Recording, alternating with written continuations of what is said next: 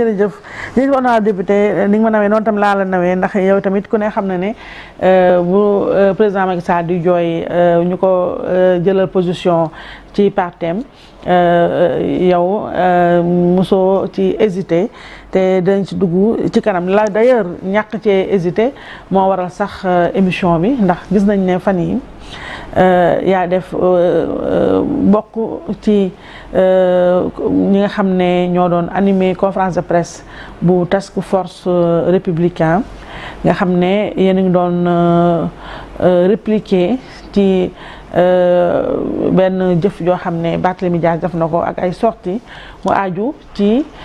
ni ñu rejeté seen liste département ci législative yi mu concerné département de Dakar nga ñëw nag honorable député ba nga waxee ba tudd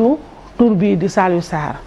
nga ni nga ko waxee que ni waa Yewwi Askan Wi lépp la leen dal ñoo ko teg seen bopp te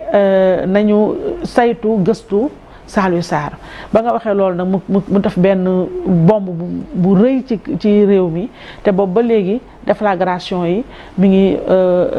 feeñ ci li nga xam ne mooy Yewwi Askan Wi moo bëgg nag honorable déglu la nga wax sénégalais yi ana fan nga teg ak lu sabab mu tudd Saliou Sarr ak lan nga xam ci li tax li xew ci Yewwi Askan Wi jamono jii nga xam ne ñu bëri ñu ngi naan dañuy doon comploter Barthélémy Dias Ousmane Sonko gis nga ko def na conférence de presse nee na loolu amul Barthélémy Dias sax gaaruwaale na la si ndax nee na jaaykatu suuf nga ak am na daal nu mu la ko waxee daal moo bëgg daal jox la nga déglu. en tout cas question yi nga ma posé beaucoup nekkul benn question li nga laajte dafa bari. bi ma toogee ci conférence de presse foofu noonu ci siège u APR bi ma tuddee Saliou Sarr les journalistes étaient étonnés xamuñu woon kuy Saliou Sarr man mii xaw ma kuy Saliou Sarr. ci xàmmee loolu fi ma ko déggee nag maa ko xam te duma ko wax samay source la. oui ay source laa am lool fan laa déggee Saliou Sarr kay xam nga ne bi ma koy wax moment bi ma koy wax Salif génnoon naan day porter plainte lan moo ko ci arrêté na dem porter plainte. oui mais wax ji dafa jeex Cheikh Bara Dolly Mbacké nee na leen lépp ils sont au courant de ce qui se passe leer na te ñoom ci seen biir la nekkoon deful boobu déclaration parce que dafa bëgg a yàq gëm na yàlla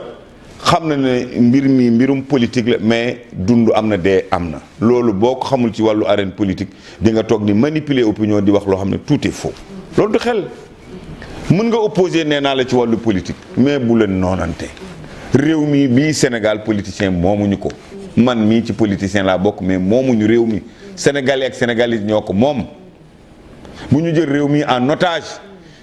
dafa am li ñuy war a doxee tu peux être un opposant mais opposant bu civilisé opposant boo xam ne comme ni ko Barthélémy defee yaakaar naa boobu ba tey bi mu doon wax ne folklore kenn du folklore xam ne c'est pas du folklore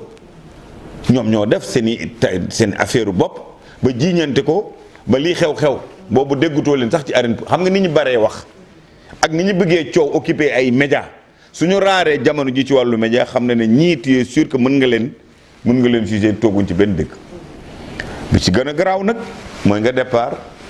un jeune politicien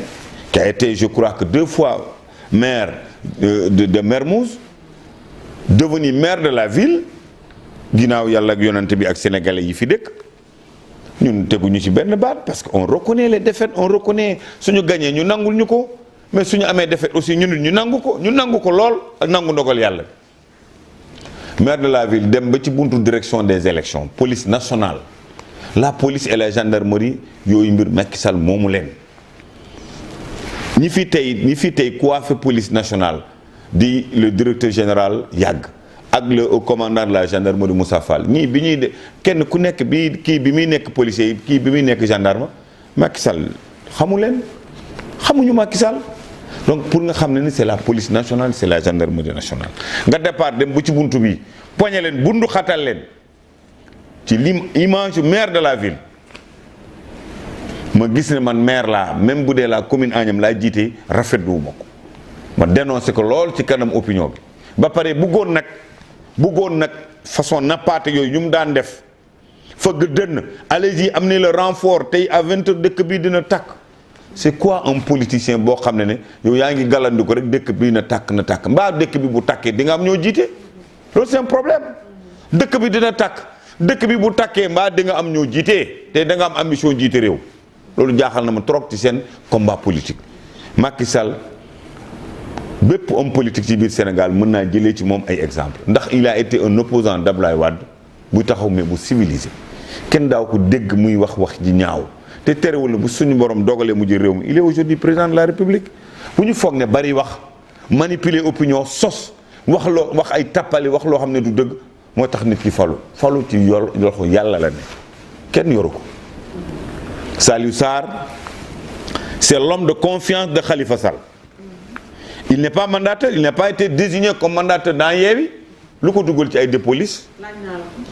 man kay du mën nga ko laaj Khalifa mii nga xam ne moom la ñu jiital moom la ñu jël lépp ne ko choisir ñu suñu liste Yewwi ñu dem aller aux élections moom mii jël Saliou Sarr boole ko ak Déthié Fall ànd ak moom ak seeni informaticien loolu lépp xam naa ko man xam naa loolu Saliou Sarr kay Khalifa lañ koy laaj lu Saliou di ut foofu sax bañ koy jiñ lu mu fay def il n'est pas mandataire bu ñuy wax te yàlla tax complot la ci seen biir. complot contre kan ak affaire yi ñi nga xam ne jotaguñu nguur ñu ngi nii di tamante ay dëmm di siisante di waxante wax ju ñaaw di xëccu ay problème de positionnement ñii bu ñu jotoon tey réew mi fu ñu jëm xam nga ni ñii mënuñu ànd. Macky Sall nii nekk président de la République jël assemblée nationale dénk ko Moustapha Niasse au conseil dénk ko Aminata Mbengue Ndiaye conseil économique social mu dénk ko Idrissa Seck mais ñu ngi ni tey liste bi de 2012 moo ko defar 2017 moo ko defar mosuñoo toog ñuy waxtaan ci loolu moom mii nga xam ne mooy jiite Benno lépp dañ ko jël jox ko ginnaaw yàlla topp si ginnaaw loolooy ànd dañuy wóolante mais ñoom ku ci jàpp sa morom rek dóor donc Saliou Sarr na dem porter plainte man moom laay xaar.